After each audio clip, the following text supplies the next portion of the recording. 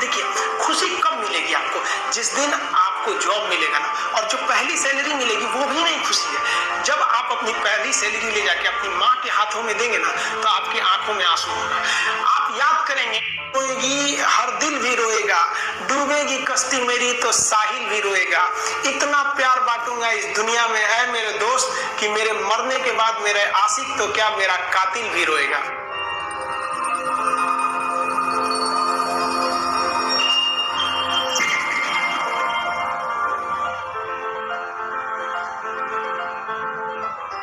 देखिए, खुशी कब मिलेगी आपको? जिस दिन आपको जॉब मिलेगा ना, और जो पहली सैलरी मिलेगी वो भी नहीं खुशी है। जब आप अपनी पहली सैलरी ले जाके अपनी माँ के हाथों में देंगे ना, तो आपकी आंखों में आंसू होगा।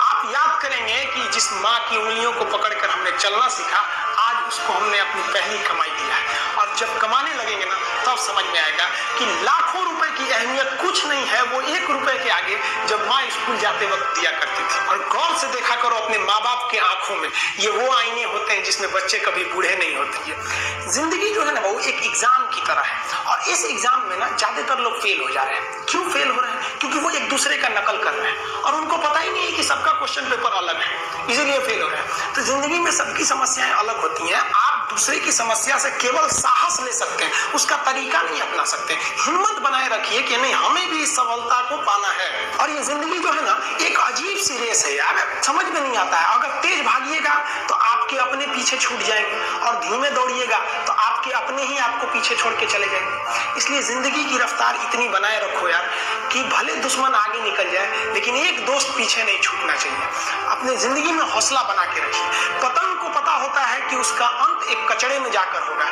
लेकिन उससे पहले उसे आसमान छूकर दिखाना होगा। देखिए, सफलता और असफलता में थोड़ा सा अंतर है। सफलता आपका परिचय दुनिया के सामने कराएगी, और असफलता दुनिया का परिचय आपसे करा देगी। इसलिए सफल जरूर हुई। देखिए, 97% लोग जो है ना, वो थक के किसी काम को छोड़ देते हैं, और जिंदगी भर उन 3% लोगों के लिए काम करने लगते हैं जो कभी भी हार नहीं मानते। मेहनत बता देता है कि परिणाम कैसे मिलेगा, वरना परिणाम तो बताता ही है कि आपका मेहनत कैसा था।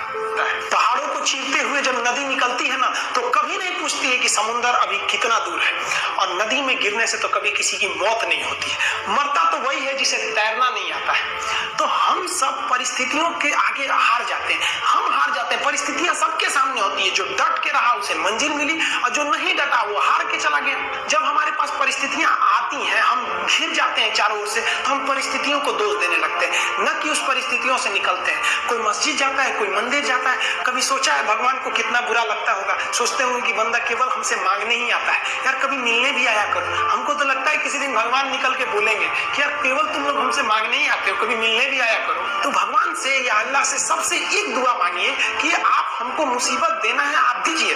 आप जिस तरह से हमें खुशी देते हैं, उसी तरह से हम आपके दिए गए दुखों को भी अपनाएंगे। लेकिन हाँ, उस दुख से लड़ने की हिम्मत भी जरूर दीजिएगा। और सबको अपने अपने कर्मों का पता होता है, यूं ही गंगा किनारे इतनी भीड़ नहीं लगी रहती। देखिए, जिंदगी में आपसे भी कुछ गलतियां होंगी, और गलती किससे होती है? जो काम करता है, मेहनत करने वालों से ही तो गलतियां होती है। निकम्मों की तो पूरी जिंदगी निकल जाती है दूसरों में कमी ढूंढते ढूंढते। और दुनिया में ना किसी भी समस्या है भाई, उसका सबसे अच्छा एक टोल फ्री नंबर है।